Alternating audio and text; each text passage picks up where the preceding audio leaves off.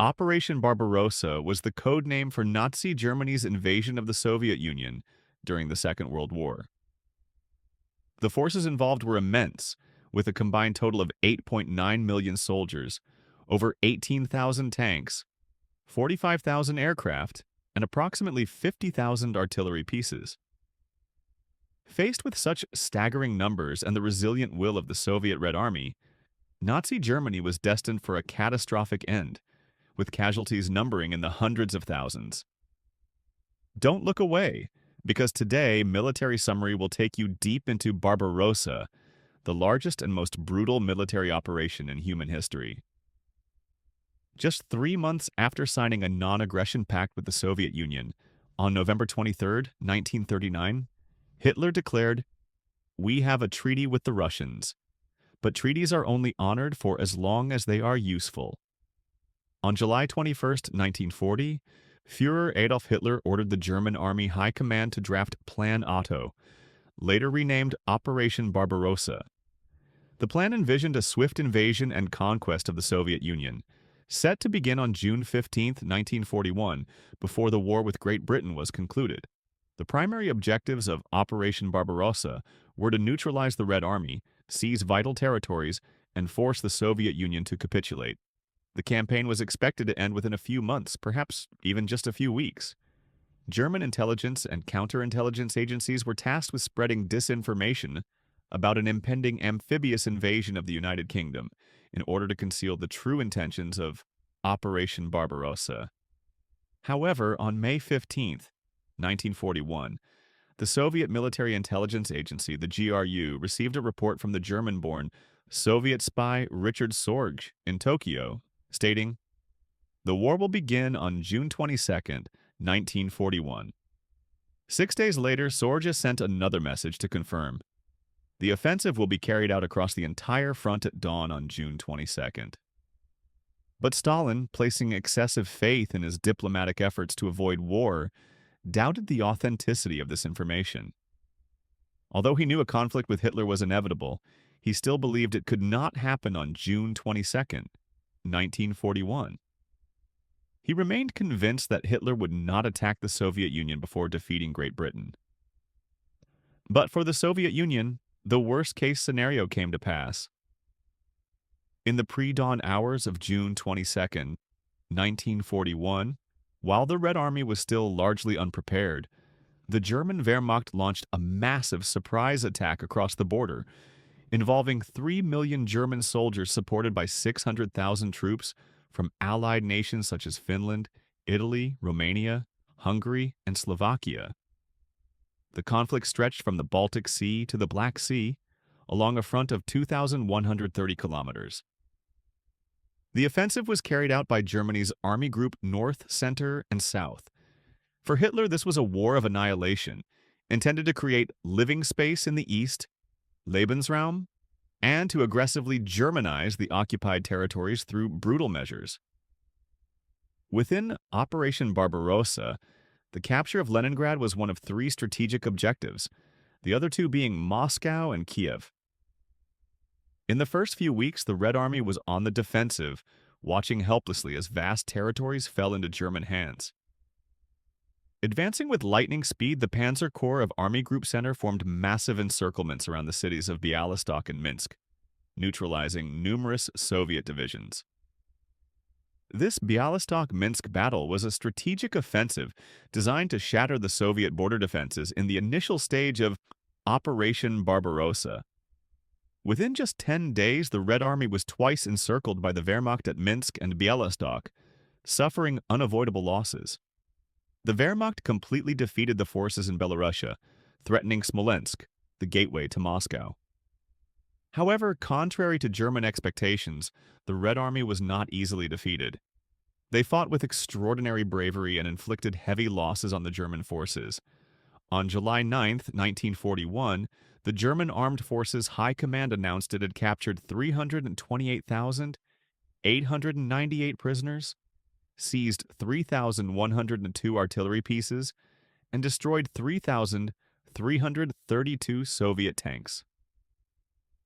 Riding the wave of victory, The German forces advanced towards Moscow, with their next objective being Smolensk. In addition to the Bialystok and Minsk fronts, the Red Army had also established a defensive line near Smolensk. On July 10, 1941, German Panzer Corps formed a pincer movement to encircle the Red Army there. Hitler's goal was to destroy the Soviet tank forces and then concentrate his army for the 400-kilometer push to Moscow. The command of Army Group Center decided to launch a flanking attack with its armored and mechanized forces without waiting for the infantry units. This came as a major surprise to the command of the Western Front, which was concentrating its forces for a static defense at Smolensk. By the end of July 1941, the German army had tightened its encirclement around the Smolensk cauldron. In early August, the encircled Red Army forces managed to open an escape route, regaining control of the Dnieper River crossings at Solovyovo, Rachino, and surrounding areas. On August 4th, the remaining forces of the 16th and 20th Armies crossed the Dnieper to rejoin the main body of the Western Front. From a military perspective, the Battle of Smolensk, along with the battles of Bialystok and Minsk, were successful German operations.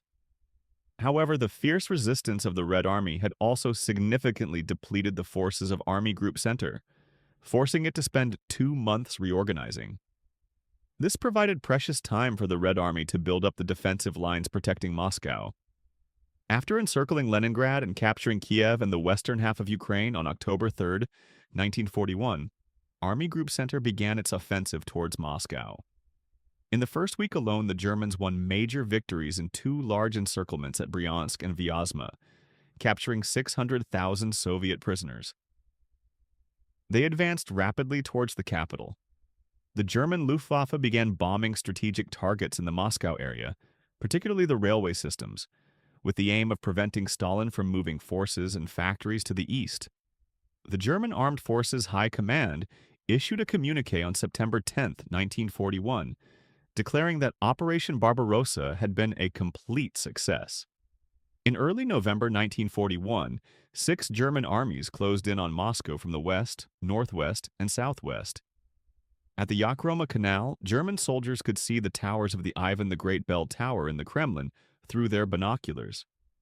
But this would be the closest Nazi Germany would ever get to Moscow. On November 7, 1941, a historic military parade took place in Red Square. During this parade, Stalin delivered an order of the day, calling on the army and the people to defend the capital. Soviet infantry, tank, and artillery units marched past Lenin's mausoleum and headed straight to the front lines. Stalin had managed to timely redeploy elite divisions from the Far East to defend Moscow, after receiving intelligence from the great spy Richard Sorge, confirming that the Japanese army had no plans to attack the Soviet Union at that time. In early December 1941, some German units were paralyzed as their tanks and armored vehicles could not operate in the terrible cold of the Russian winter.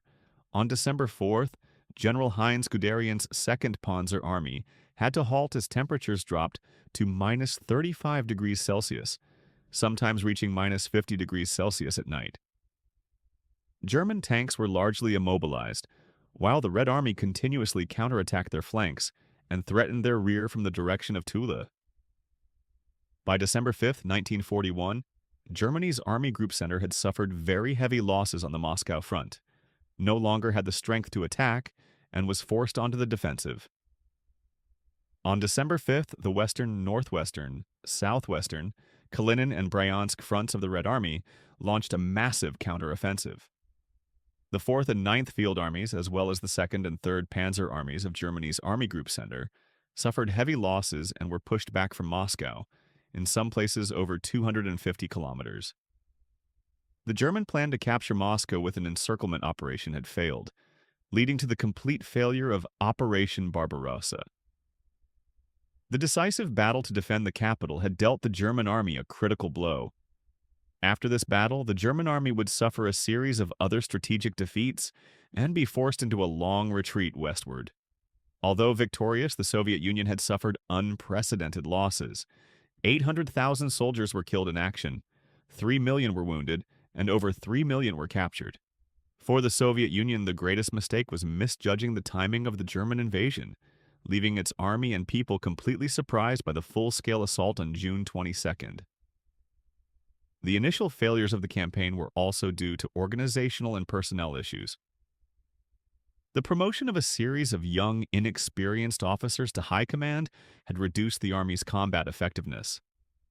As for the casualties suffered by Nazi Germany, 250,000 men were lost, 500,000 were wounded, and 2,000 aircraft and 2,700 tanks were destroyed.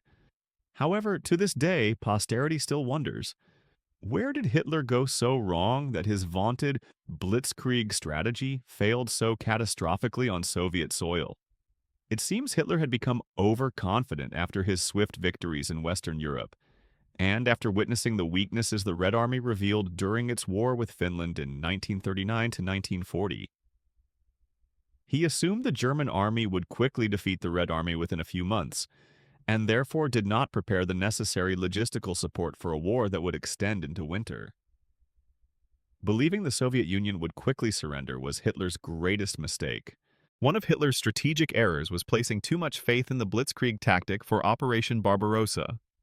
He underestimated the military potential, the patriotism, and the resilient will of the Soviet people. Many of Germany's other military blunders stemmed from this underestimation. Furthermore, the German Armed Forces High Command did not anticipate the harshness of the Russian winter. German soldiers lacked warm clothing and suffered from illness, while military equipment degraded in the extreme climate. The winter of 1941 was one of the coldest in Russian history in 80 years, with temperatures sometimes dropping to 50 degrees. Previously, another powerful army had been defeated by the tenacious will of the Russians and the country's harsh winter. The invincible million-man army of French Emperor Napoleon was catastrophically defeated at the gates of Moscow and had to retreat in disarray all the way to Central Europe. Additionally, Germany's weakness in total mobilization compared to the Soviet Union and the Allied powers meant that Nazi Germany and its Axis allies were weakened and ultimately met a bitter end in the Second World War.